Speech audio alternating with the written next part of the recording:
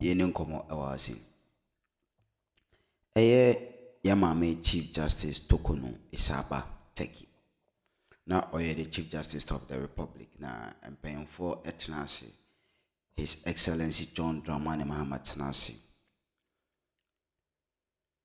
The petition, a man for petition, my Council of Saint for procedure, yen article 146 procedure, and now man penny according to the recommendation or acting on it and or remove a Yamame Chief Justice.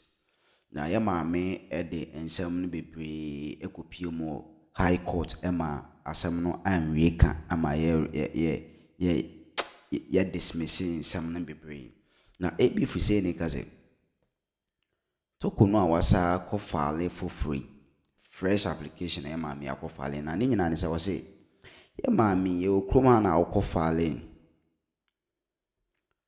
akofale ye case ewo out of the jurisdiction which is ECOWAS committee ko no gaze what drag the country into litigation na the authorities say wahano o pese omusiki to your request omusiki to your request but I say ono what your major and now they ask according ECOWAS court. So how will they seek to your request? A better and somehow they are caught down mono. I say we need GDB ni confidence be woman but what in some no across over to ECOWAS community internal. How would they seek to your request? Yankote Wabra Ebi Fuseni, Bash Ebi former Sanargo constituency MP, member of parliament. Na so a former and some no ordin come a one bless a Pan Africa TV for credit mom. Tino Kase, Yamami Torkono as a so ECOWAS community court. I will look out say the judgment the BB betui, but on our Kase. How do Ghana judicial seek to your request? You go to how put this statement. I'm sure. All depends on your approach and the way you approach issues and matters. So I think the best thing she can do is not to go this tangent. Because now she started by organizing press conferences, attacking the committees and some personalities on the committees. She might be right. I'm not the person to pass verdict on that. From there, she went to ECOWAS Court of Justice. Is that not the case? Then before we could say, Jack, the UK or whatever, England bar also came in and all of that. When you continue to do that, remember, not everybody in this country understands the law. People may even perceive that you are too frustrated. And there's something, something juicy in the office that you don't want to let go. Now, everything is settled. You are taking this particular route. I think in order to land, what she should do is not to go this particular route. Rather, find some sort of personalities who can approach the authorities at this time and cut a halfway deal, such that going home, she doesn't lose everything, but she gets something to hold on for the few years left for her to be on this particular planet. Yeah, that's what that one needs to happen, because the law is clear. No, that's why I said. And also, you see, what won't happen. No, I mean the end of service benefits and all. It's not going to happen. The law is clear on that, and also the law is there, but that's what I'm saying. That sometimes human face. Oh no, no. Also in this instance, they are not putting a human face to anything. In fact, some people are even saying that if you see some of the allegations that have been made against her, she could in some other places, especially when you are Chief Justice, when you are supposed to hold yourself to the highest principles possible, of course, and you engage in these things, you are prosecuted. So at the end of service, I vehemently disagree with you on that one. Let me get my point. What I'm saying is that I'm not disputing the fact I'm not disputing the fact that whatever has happened ought to happen, because I've gotten the opportunity to read some of the petition. Financial officers. But the point of the matter is that compensate you. No, I'm not saying compensation. Look, a deal can be cut. Are we not cannot be cut. No, a deal can be cut. That okay. According to law, we cannot give you ABC. However, in good faith, because of in remembrance of your service over the years to the nation, maybe the nation can decide that let's give you this. But that would be a more bastardization of the process as well. No, if you are going to follow the law, why would you want to? What you are saying, because what he just said. Yes, of course, he was putting as a matter of convention. Yes, or other than the law. Is that not it? Yes. This could have been done. Yes, but what we are also saying. Yeah. Yes, if you follow the procedures that were followed, they were all followed. Yeah. But like I was saying, the compositions of the procedure, there were question marks on them. Like I was just even saying, like the Council of States, that the framers of the Constitution, the idea that they had, is not the current composition that we are having as a Council of State. If we are to be realistic to ourselves, it is not the current. I mean, it's not the so the law, like I said, let me Matthew, who was so hard on her. Let's listen to what I want to come into my brother's. He's making a passionate plea. That's all. I don't see there's anything wrong with that. Alaji. The issue is anything wrong with it? No, there's nothing wrong with making a plea. Alaji. You see, when I'm saying that there's nothing wrong with the plea, doesn't mean that I've accepted that the plea must be honored. Well, it's a plea. You see, it's like somebody, a lawyer goes to court, and they find his client guilty, and he wants to make a plea for mitigation. It's accepted. Is that not it? It's not by itself wrong, but whether it is justifiable is another matter. Exactly. My problem is that, my brother, when your hand is in somebody's mouth, do you hit his head? No. I agree with you perfectly. When your hand is in somebody's mouth, you don't hit his head. Sabwalai. That's it. I agree with you. So when you want to show remorse, because see, for you to qualify for mitigation, there must be some element of remorse. But if you are still very bellicose, you are exhibiting a very confrontational posture. Nobody to argue for that. So I, for one, will not even. Number one, the president has a part of his constitutional remit. He has a prerogative of mercy and those other things. But in exercising that prerogative of mercy, he's enjoined to look at certain factors. In this case, do you honestly, my brother, do you honestly believe that the Chief Justice deserves that with this posture that he said? Honestly, I don't, but at least so for me, if it had been otherwise, many people could have bought into that argument, saying that, look, I've been made some services to the state on the basis of this and that, you can look at it. But with this kind of posture, when she has even taken the country outside the jurisdiction of the country, to the ECOWAS court, I'm sure you are still aware of that. Yeah. I'm still even asking that the court should render judgment in that case. So even as you are seeking to drag the state into litigation extrajudicial, extraterritorial, sorry, not judicial, extraterritorial, how are you going to then appeal to that same person, that same authority you are asking to be lenient and to exercise some prerogative or mercy on you to accede to your request? You see, so people have said that, look, when even out of human trait, the hyena wants to become the chief. Even when you meet a little goat, kid goat, you bend down and greet it and salute it as an uncle. Of course. Because you know what you want. So your posture will determine. And our politicians are good at that. Exactly. Sabo Eko went to pound fufu. But I'm not saying Sabo pounded fufu. They went and the people, their evening meal they are preparing, they took over the person and they pounded fufu for them. I saw some of them, preparing banku and all that. You see that? Now, will they go and do it? Why are they not preparing the banku now? So I in principle, we must every human being is fallible and can be entitled to some mercy. But when you are looking for mercy, your posture will determine whether you deserve it or not. Exactly. So coming to that, but I want to ask a fundamental question. Has the outgone Chief Justice accepted that everything is intact as far as the law is concerned in her removal? Is that the case? If you can help me with what she's challenging currently means that she agrees with her removal the process for removal from the Supreme Court's bench that she disagrees with. So she agrees that as far as the law is concerned, everything has been done. The law is the law. And I said it here. The law is the law. I was just about to quote you.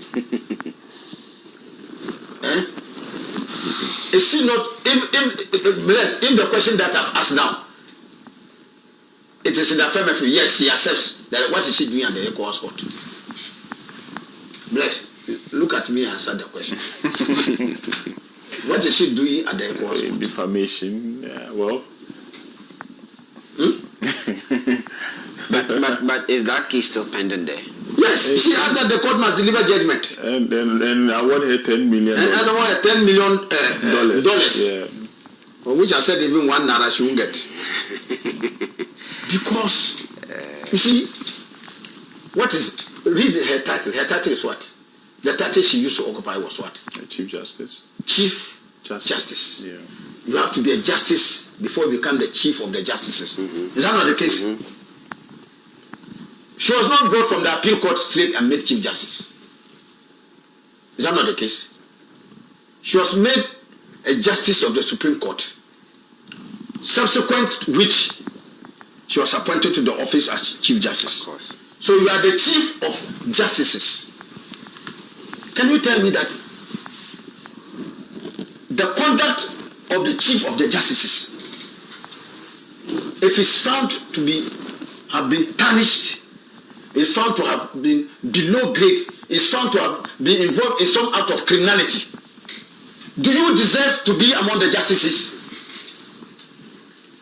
Yes. Because like I said, you have to be a justice before you become the chief of the justices. You have to be a justice of the Supreme Court. Following which, after some years of appraisal, the operating authority thinks you're by character or by distinction of excellence in your job, you qualify to become the chief justice. So by necessity, that and this are intrinsically linked. There is an organic linkage between being a justice of the Supreme Court and the chief of all the justices. So that argument, for me, I am surprised.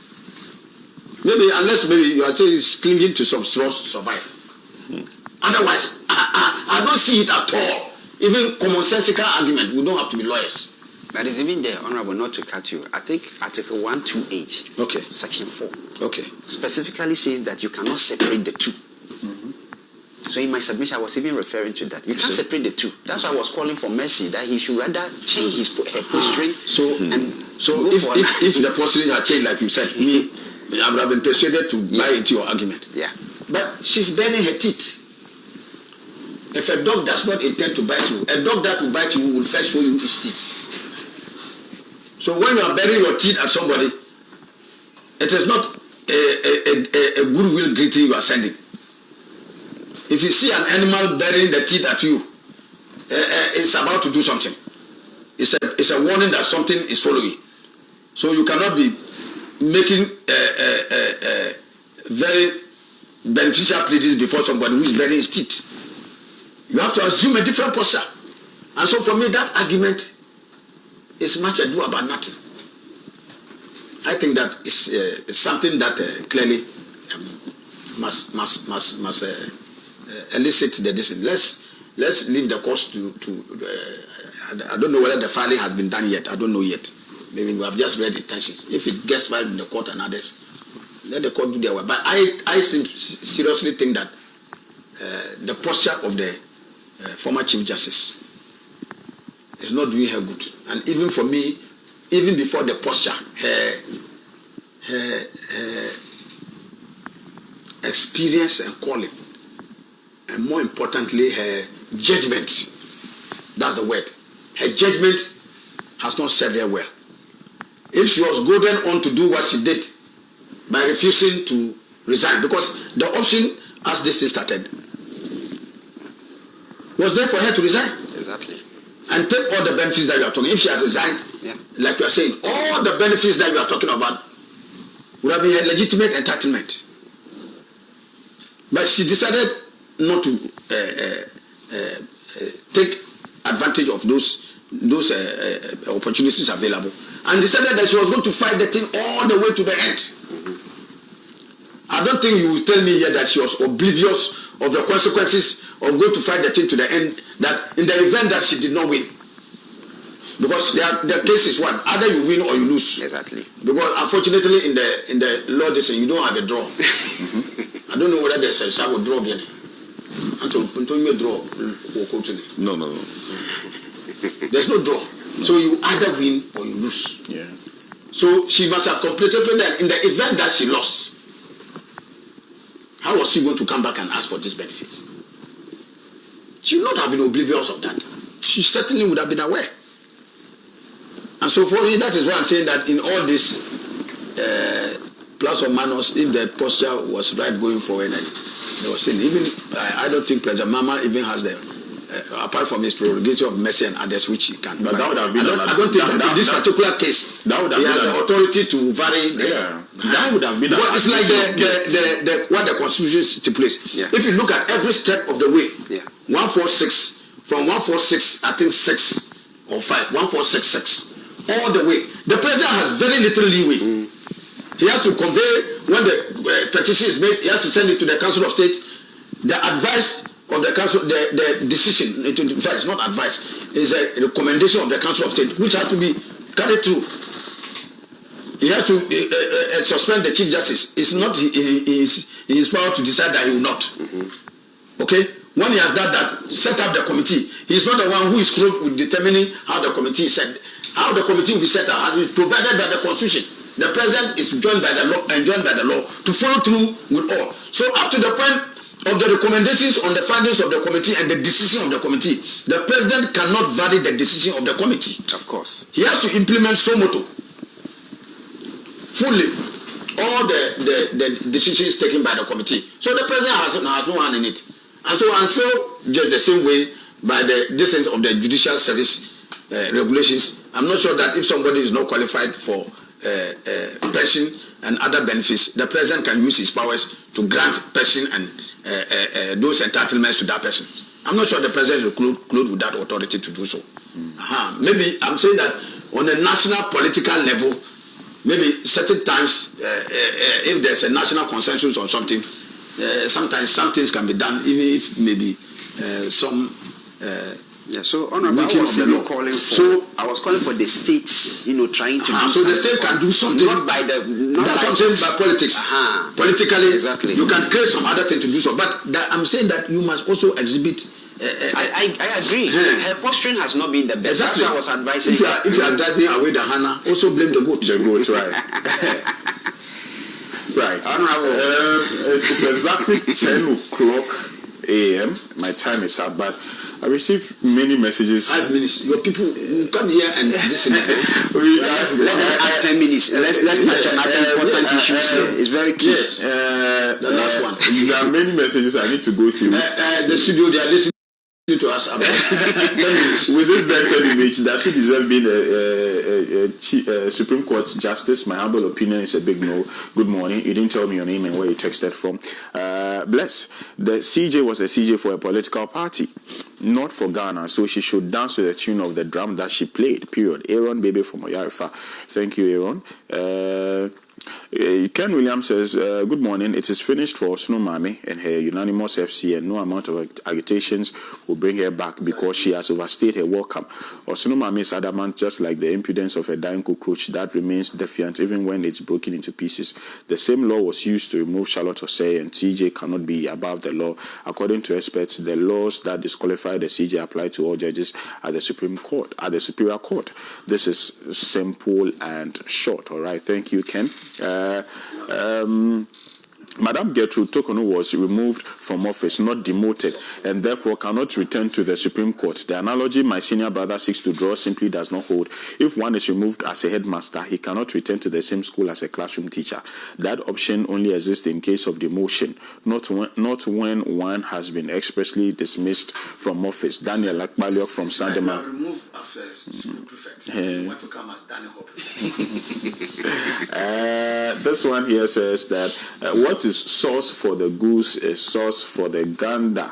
CJ Torkono has caused several people to forfeit their benefits in several criminal and civil cases. She even needs to be jailed outrightly with hard labor. In Jumpa Samogli Estate prosecutor, I'm fully prepared to sit on your program to face CJ Torkono now. Hey, Jumpa, relax. Yeah, Jumpa, DJUMPA. Yeah, He says he's a state prosecutor. Oh, and okay. he's prepared to come in. He's different from the one I know. Good morning to your panel. There's nothing like legal disparity or legal bias exhibited by the government. Former CJ psychological noises much ado about nothing. Greetings to Honorable Alexandra Percival Segbefia, Chief of Staff to the Vice President, Honorable Kofi Akunoko, MPA Valua Jumarujura Joablay from Upper Exim Town. All right, thank you. Alaji, our time is up, but 1 minute each. 1 minute each. I think you want to talk. Do you want to touch on the